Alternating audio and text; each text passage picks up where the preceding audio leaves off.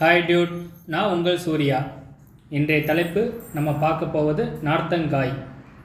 நார்த்தங்காயோட மருத்துவ குணத்தை பற்றி பார்க்குறதுக்கு முன்னாடி நம்ம சேனலுக்கு சப்ஸ்கிரைப் பண்ணுங்கள், லைக் பண்ணுங்கள், ஷேர் பண்ணுங்கள், கமெண்ட் பண்ணுங்கள். நார்த்தங்காய், நார்த்த இலை எல்லாவற்றிற்கும் மருத்துவ குணம் உண்டு.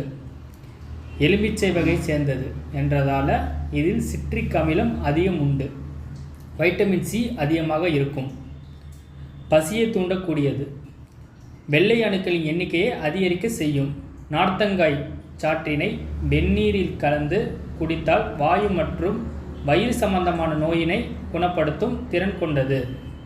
நார்த்தங்காய் சாறு இதய நோய் மற்றும் பக்கவாதம் போன்ற அபாயத்தை குறைக்கக்கூடியது.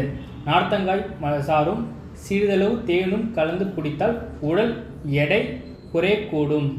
சுவாச கோளாறு, சளி பிடித்தல் போன்ற பிரச்சனையும் குறையும். ஆன்டி ஆக்சிடென்ட் உள்ளதால் புற்றுநோய்களுக்கு எதிராக போராடக்கூடியது. பூச்சிக்கடி, கொசுக்கடி போன்ற இடத்தில் நார்த்தங்காய் சாற்றினை தடவினால் நல்ல பலன் தரும் என மருத்துவ ஆய்வு கூறுகிறது.